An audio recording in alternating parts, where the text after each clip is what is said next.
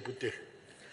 Assalamualaikum warahmatullahi wabarakatuh dan selamat petang kepada semua ahli-ahli yang berhormat.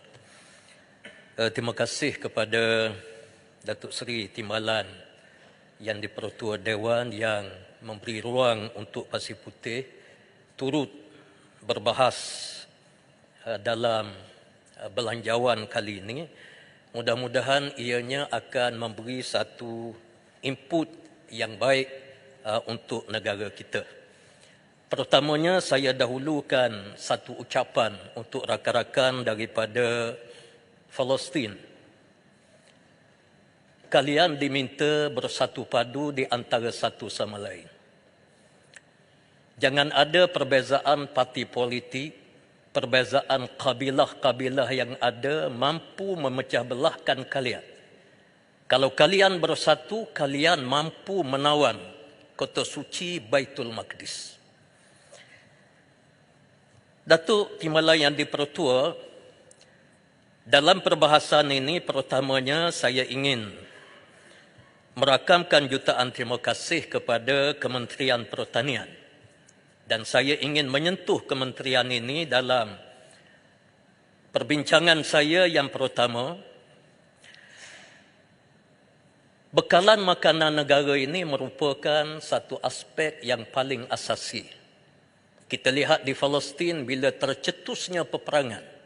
Dan peperangan ini kita tak boleh duga.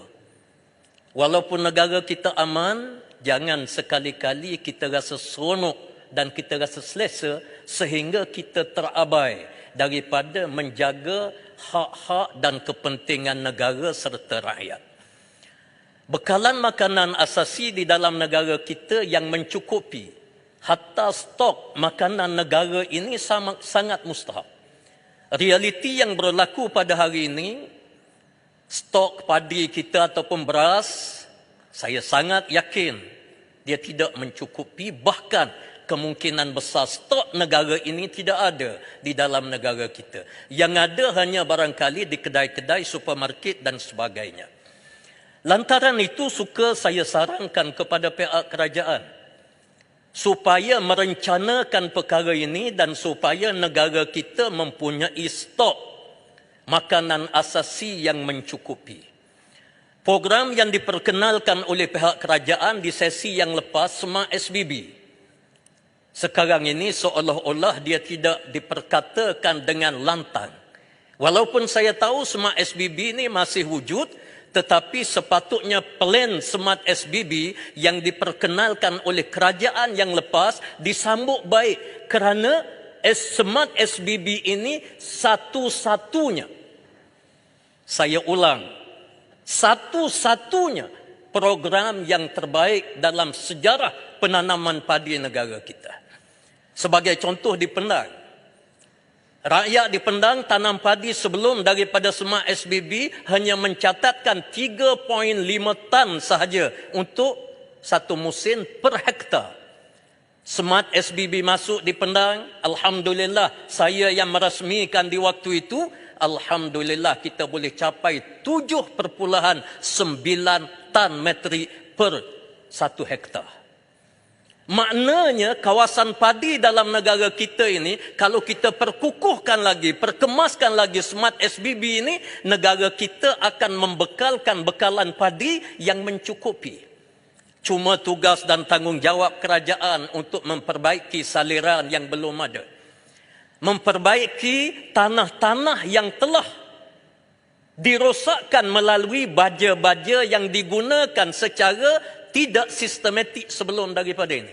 Jadi saya sarankan kepada kerajaan supaya jangan bekalan ataupun sistem yang baik ini diabaikan begitu saja kerana barangkali dianggap dulu kerajaan lain, kita nak buat agenda lain. Kalau boleh buat satu agenda yang lebih baik, saya mengatakan selamat. Saya mengucapkan selamat. YB Pasir Putih mencelah. Sila Pasir Putih. Sebentar saja. Datuk Timbalan yang di-Pertua, saya hanya nak memberi penjelasan. Ada disentuh tadi tentang stok bekalan makanan sebagai anggota jawatankuasa pilihan khas Parlimen mengenai pertanian, saya telah menyaksi dan melawat di Pasir Gudang, iaitu stok fail kerajaan tentang bekalan beras ada untuk 5-6 bulan ada diuruskan oleh Bernas di Pasir Gudang. Jadi maknanya itu di Pasir Gudang ada, saya rasa di Kelang pun ada, di Pulau Pinang pun ada. Jadi jangan bimbang, insya-Allah. Ya, saya ucap ribuan terima kasih. Tetapi perlu dilihat secara detail kerana kawasan ini juga saya pernah pergi. Barangkali kalau saya jawab, mengapa bekalan beras tempatan terputus baru-baru ini kalau kita ada stok fail beras? Mengapa terputus? Itu memberi satu gambaran kepada kita bahawa bukan stok fail. Kawasan-kawasan tersebut yang disebut oleh Yang Berhormat itu adalah kawasan yang disimpan bekalan ini untuk diagih kepada rakyat dalam negara kita. Dia tidak bertahan sampai 6 bulan. Dia tak bertahan. Sebab baru-baru ini terputus bekalan beras tempatan. Di mana stok fail? Mengapa tak dikeluarkan? Pasir Putih stok file, bukan stok file. Pasir Putih, anda Ya, menolong. stok file. Saya tahu. Baik. Saya tahu. Kemudian saya nak menyentuh isu harga padi yang diturunkan oleh pihak kerajaan. Saya bukan bercakap ini kerana saya duduk di blok yang lain. Tetapi penurunan harga padi ini tidak berpatutan. Dalam situasi harga beras melambung tinggi, mengapa harga padi kita rakyat terpaksa jual dengan harga yang murah? Di samping harga murah, itu tidak masuk lagi pemotongan-pemotongan yang dikenakan kepada para petani. Jadi saya minta kepada pihak kerajaan supaya dinilai semula harga harga lantai padi ini, kalau boleh dinaikkan kepada 1,800 ataupun kepada 1,800 untuk 1 tan. Yang keduanya bekalan ayam dan telur. Bekalan ini kita telah bincang lumat dalam sesi yang lepas, di mana perlu kita ingat bahawa isu bekalan makanan untuk rakyat ini merupakan kewajipan kerajaan yang disebut oleh para alim ulama di dalam kitab fiqh, dan ia adalah pentafsiran kepada hadis-hadis yang disebut oleh Nabi sallallahu alaihi wasallam. Saya tidak nak sebut itu panjang, tetapi saya nak sebut belum ada di dalam negara kita ini reban ayam ataupun syarikat penternakan ayam yang diternak oleh pihak kerajaan. Kalau sesi sebelum daripada ini, kerajaan telah meluluskan sejumlah peruntukan yang besar, tapi kita tak sempat nak melaksanakan. Dengan cara peruntukan ini dikendalikan oleh agensi dan ada joint venture dengan syarikat-syarikat yang kecil, syarikat Bumi Putra, syarikat siapa saja yang kecil-kecil ini kita janakan, kita kuatkan, dan insya-Allah bekalan makanan ayam dan telur ini tidak akan menimbulkan masalah di dalam negara kita. Kalau kita lihat pada hari ini, harga telur, harga ayam sebagainya bila diampung melambung naik kepada harga RM11. RM11. Dia tidak mampu dibeli oleh masyarakat kita, terutamanya B40. Yang kedua, saya ingin menyentuh berkenaan dengan Kementerian Pelancongan Seni dan Budaya. Pelancongan dan budaya ini membawa income yang sangat besar kepada negara. Ada negara yang mereka hidup dengan pelancongan, seperti Mesir dan sebagainya. Hidup dengan pelancongan yang begitu banyak income yang dipungut oleh pihak kerajaan. Saya minta kepada Kementerian Pelancongan Seni dan Budaya, pertamanya mengenal pasti ekosistem pelancongan. Negara kita kaya dengan seni budaya. Kelantan, kalau saya sebut, apa yang ada di Kelantan yang tidak ada dalam dunia? Dengan dikir baratnya, dengan wayang kulitnya, dengan mokyongnya, dengan menoranya, dengan makanannya semua sekali. Minta kementerian mengambil fokus perkara ini dan di-highlight di dalam negara kita supaya dia menjadi salah satu daripada ataupun sistem pelancongan di dalam negara kita. Begitu juga kawasan pelancongan. Allah anugerahkan kepada Malaysia ini, kita ada pantai, kita ada hutan belantara. Di pantai saya tidak nak komen, kita sudah ada pusat-pusat peranginan yang begitu baik. Cuma di dalam hutan kita belum lagi buat. Kalau daripada Timur Tengah mereka datang ke Malaysia, mereka lebih suka berada di dalam hutan. Sebab mereka padang pasir, mereka pun ada pantai. Jadi sebab itu kita kena cari keunikan yang ada dalam negara kita untuk kita pamerkan di mata antarabangsa. Yang seterusnya saya ingin terus sebut berkenaan dengan Kementerian Ekonomi. Kementerian Ekonomi kena bergiat cergas. Saya bukan nak komen yang ada, tapi dia kena lebih pick up, lebih cergas untuk mencari pelabur-pelabur asing masuk dalam negara kita. Dan yang ada dalam negara kita ini, dia mesti ada komitmen yang tinggi untuk memastikan pelabur yang masuk mereka tak keluar. Saya dapat tahu banyak lagi syarikat-syarikat yang disebut oleh Tambun. Syarikat daripada China, gergasi masuk apa semua sekali akan melabur dalam negara kita. Kali ini saya nak tanya berapa syarikat yang telah menandatangani dan mereka telah pun membayar pelaburan mereka untuk masuk ke Malaysia. Syarikat mana yang telah melabur? Saya tidak nak cakap-cakap kosong begitu. Begitu juga banyak lagi perkara-perkara yang lain yang memberi petanda kalau saya sebut, kalaulah pelaburan ini masuk, dia tidak berlaku dalam negara kita. Umpamanya Bank Dunia mencatatkan sasaran unjuran GDP Malaysia 3.9% yang asalnya 4.3%. Kalau pelabur ini masuk, dia tak akan mengecut. Unjuran ini tak akan mengucut. Menunjukkan kepada kita bahawa apa yang disebut oleh Tambun ini dan oleh Menteri Ekonomi boleh dipertikaikan dan banyak dipertikaikan. Saya minta supaya adanya kenyataan-kenyataan yang resmi. Nilai ringgit kita menjunam hari ini sangat-sangat mendukacitakan kita, 4.76 untuk 1 USD. Ini semua memberi gambaran yang sangat mendukacitakan kita. Akhirnya saya nak menyebut berkenaan dengan keamanan negara. Allah anugerahkan kepada bumi Malaysia ini masyarakat majmuk. Sahabat-sahabat kepimpinan dalam parlimen ini, kita kena menghargai masyarakat majmuk.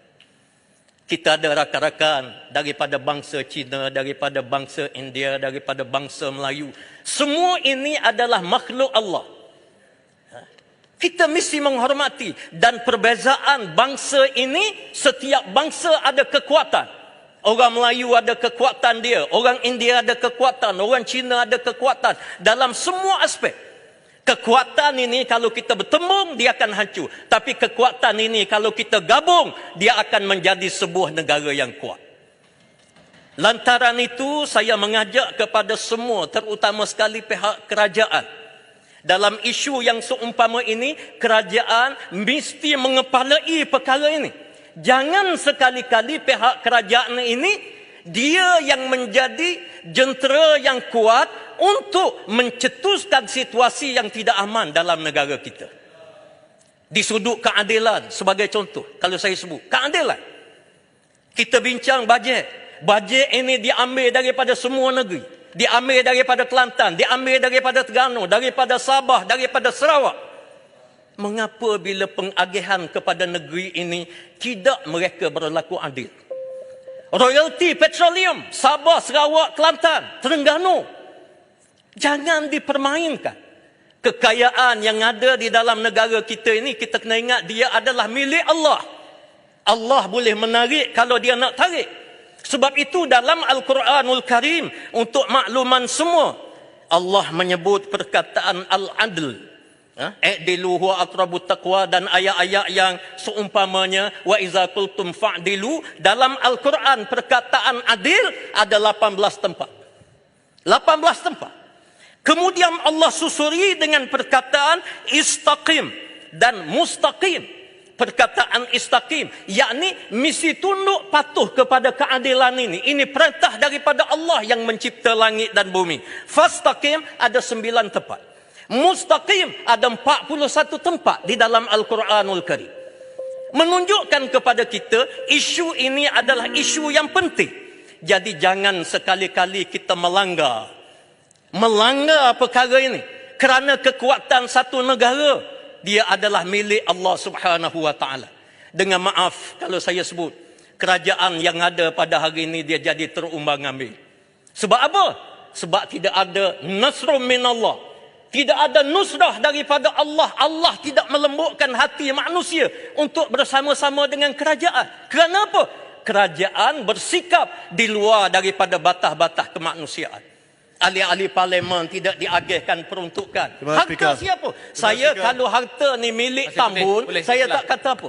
Tapi ini adalah harta rakyat, harta negara yang mesti diagihkan dengan baik. Yang Berhormat, ini floor Pasir Putih. Saya tidak bagi laluan, kerana masa dah tamat, saya nak gulungkan. 1 minit lagi. Jadi saya minta susulan daripada apa yang disebut oleh Yang Berhormat Marang. Satu peringatan, satu pengajaran. Isu agama, isu raja-raja dilanggar.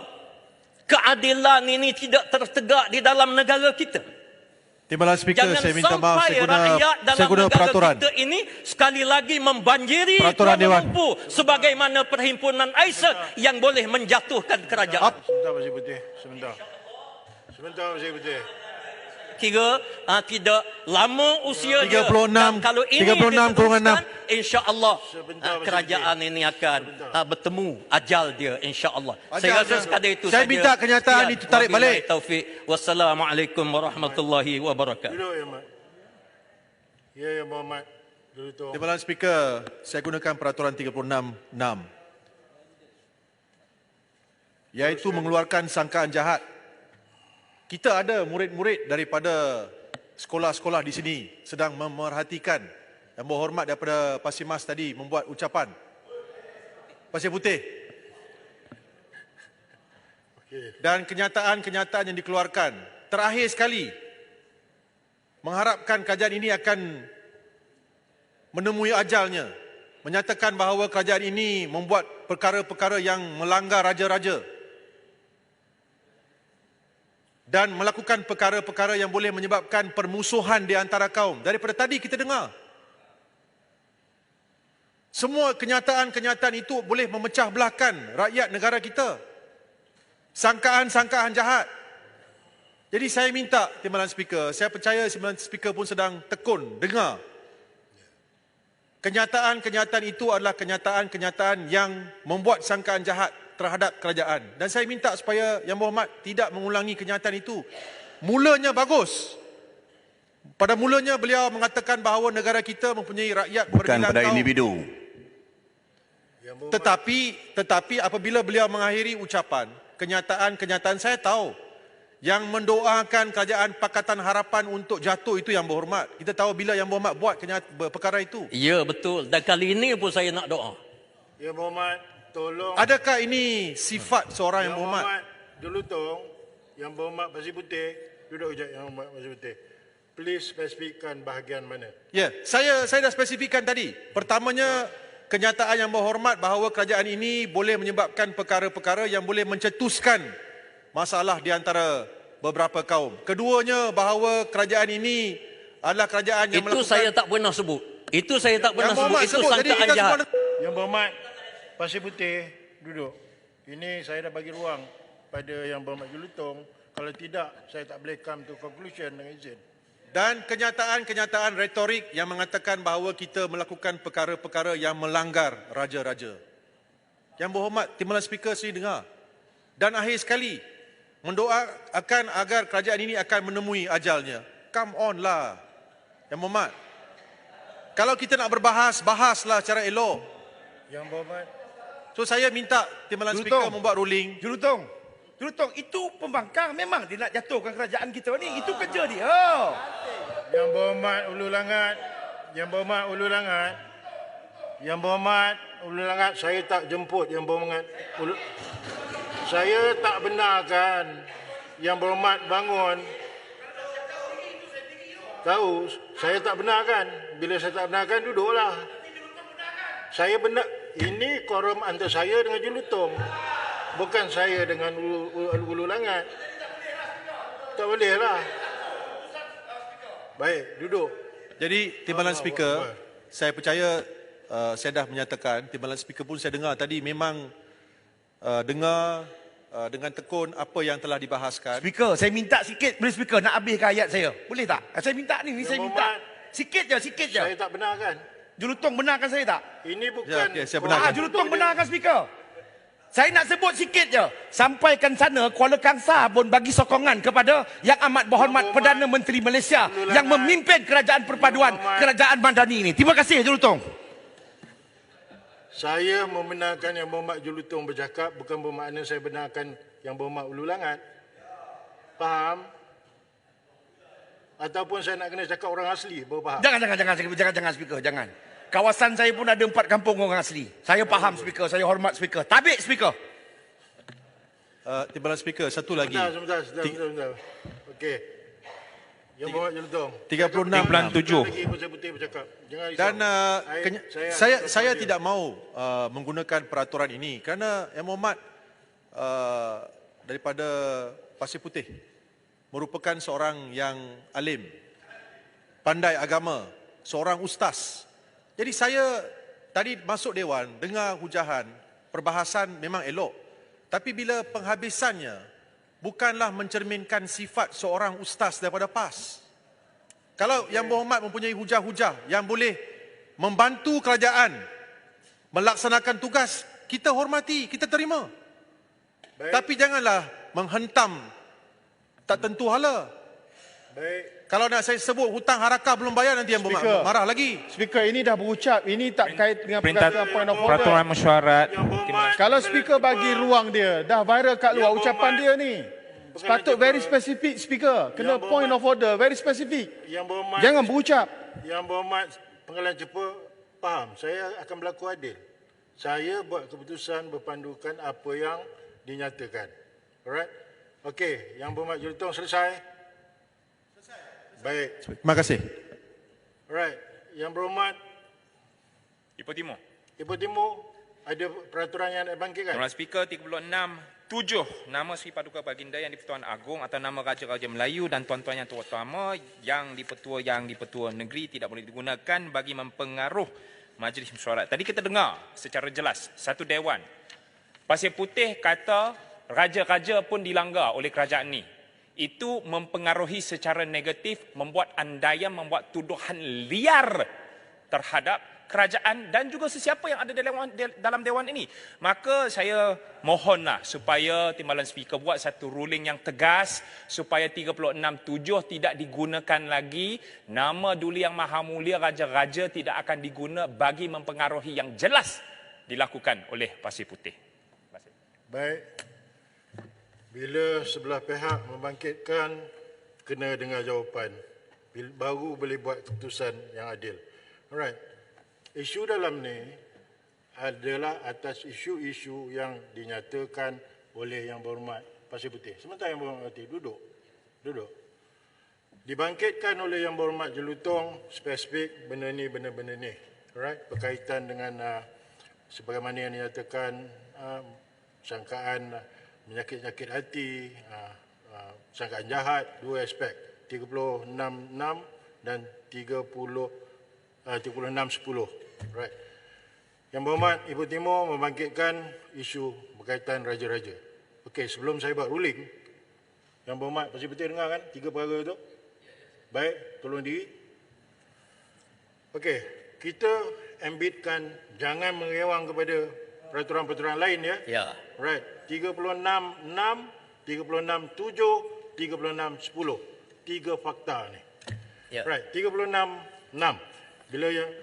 Bila dengar dan jawab pasal benda ni saya nak rekod. Saya jenis saya nak benda tu berekod. Ya. Terima kasih. Nanti kejap. Jawab soalan saya. Sebelum saya buat keputusan, saya nak kena jawab dengan jawapan. 36.6.